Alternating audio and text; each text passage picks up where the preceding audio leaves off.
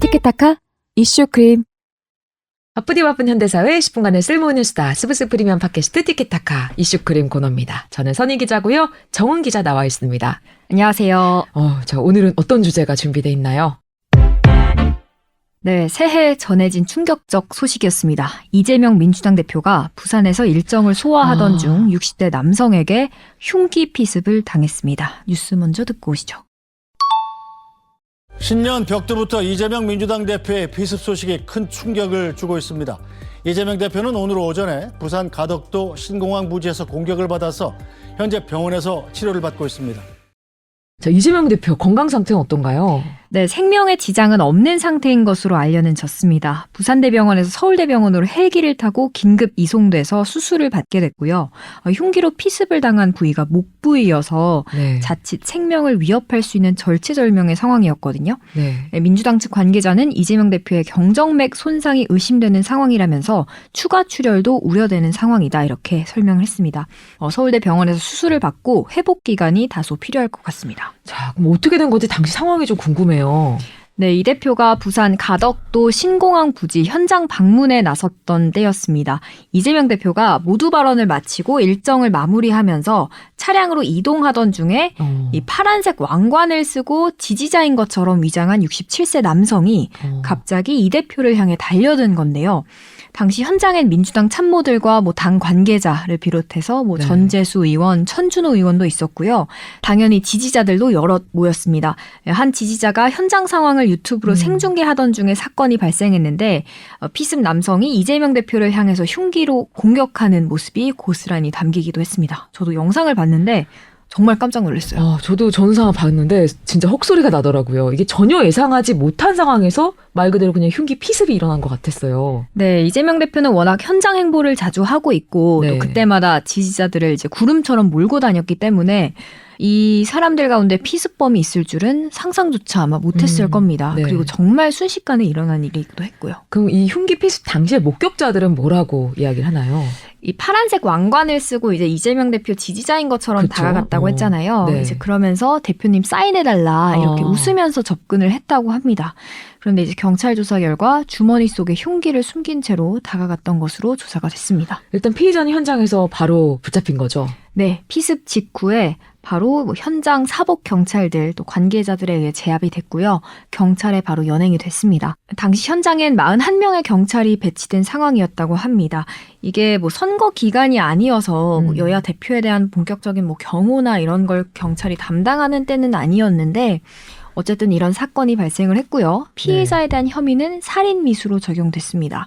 수사 초반부터 이 피의자가 자신에 대한 신상 정보나 범행 동기와 관련해서는 아예 묵비권을 행사했었고요.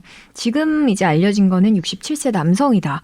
이 정도고 이건 수사가 진행되는 상황에 따라서 자세한 범행 경위 등이 업데이트 될 것 같습니다. 지켜봐야 될 것 같은데 경찰도 68명 정도의 수사팀을 꾸렸고 검찰에서도 특별수사팀을 구성했습니다. 근데 이게 이재명 대표 다른 행사에서도 이 피의자 모습이 여러 차례 포착이 되면서 이게 계획 변제가 아니냐 이런 얘기도 있더라고요. 이제 이게 사진과 영상으로 이제 고스란히 남았다 보니까 그 전에 있었던 행사들에서도 비슷한 좀 인상착의의 남성이 포착이 됐다 이런 게 이제 온라인 커뮤니티에 올라왔던 건데 이 파란색 왕관을 쓴 모습 그대로였습니다. 이재명 대표 근처를 계속 맴돌면서 피습할 기회를 노렸던 게 아니냐라는 취지의 주장까지 나온 건데요. 이 부분도 당연히 수사를 통해서 밝혀져야 할 것으로 보입니다. 자, 이 소식 전해진 직후에 정치권에서도 테러 행위를 규탄하는 목소리 나왔다고요. 네, 윤석열 대통령은 이재명 대표의 안전에 우려를 표하면서 관계 당국의 신속한 수사와 이재명 대표의 빠른 치료를 위해서 최선을 다할 것을 지시했습니다. 한동훈 국민의힘 비대위원장도 절대 있어서는 안 될 일이라며 이재명 대표의 빠른 회복을 기원했고요. 네. 여야 진영 관계없이 정치권의 대부분 인사들이 이 같은 테러와 폭력 행위는 용납할 수 없다면서 이 대표의 쾌유를 기원하고 있습니다. 네. 이준석 전 국민의힘 대표나 홍준표 대구시장도 마찬가지고요. 민주당은 이번 피습에 대해서 이재명 대표에 대한 테러이자 민주주의의 심각한 위협이라고 규탄을 했습니다. 또 이른바 비명계 의원들로 분류되는 원칙과 상식 의원들도 네. 어떠한 경우에도 폭력은 용납할 수 없다며 테러 행위를 비판했습니다. 근데 이재명 대표가 흉기 피습을 당한 게 공교롭게도 총선 99일을 앞두고 있는 시점인데 네. 사실 지금은 당연히 회복이 최우선이 되어서 일정도 거의 올스톱이 되겠어요. 네, 올해죠. 올해 총선이 훌쩍 다가온 시점이 맞고요. 아시겠지만 민주당 내 계파 갈등이나 이낙연 전 민주당 대표의 신당 창당 움직임 등등 그렇죠.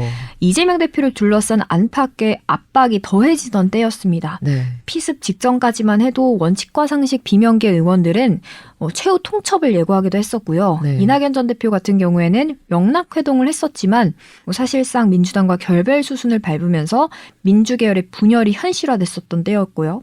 또 상대랑인 국민의힘에선 한동훈 비대위원장이 본격 등판하고 전국 순회 돌기 시작하면서 그렇죠. 네. 민주당 안에서 혁신을 해야 한다라는 과제가 산적했던 상황이었습니다. 네. 이 대표 개인적으로도 매주 2차례, 3차례 재판에 출석하면서 사법 리스크가 완전히 해소되지 않았던 때였고요. 네. 이런 상황에서 이재명 대표가 흉기 피습을 당한 겁니다. 그 자체로도 충격적인 뉴스고 모든 일정도 당연히 다 취소될 수밖에 없는 상황인데요. 네. 흉기 피습을 당한 그날만 해도 양산을 찾아서 문재인 전 대통령을 찾아서 예방할 예정이었는데요. 네. 회동은 당연히 무산됐고요. 문 전 대통령은 수습이 최우선이라며 이재명 대표의 빠른 쾌유를 위해 집중해달라고 민주당에 당부했습니다.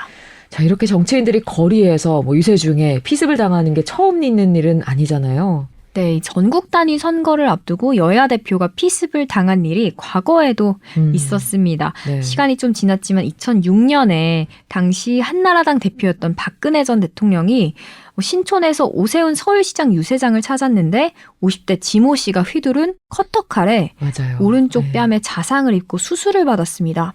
참고로 이때 피해자는 징역 10년형을 선고를 받았었고요. 네. 또 최근에는 2022년 대선을 앞두고 송영길 전 민주당 대표가 이재명 당시 대선 후보 지원을 위해서 신촌을 찾았다가 유튜버가 내리친 둔기에 머리를 맞은 일도 있었습니다. 네. 당시 붕대를 머리에 감싸고 투혼을 펼치기도 했었는데 흉기 피습처럼 테러 수준의 습격이 아니더라도 계란을 맞거나 물을 맞거나 주먹으로 폭행당하는 사례도 여러 차례 있었습니다. 그리고 재작년엔 바다 건너 일본에서 아베 신조 전 총리가 총격을 당해 목숨을 잃은 일도 있었죠. 정치인 피습 사건 끊이지 않고 있습니다. 폭력은 어떤 경우에도 정당화되지 않죠. 이재명 대표의 빠른 쾌유를 기원하겠습니다. 자, 오늘 이슈크림은 여기까지입니다. 정은 기자 고맙습니다. 네, 감사합니다.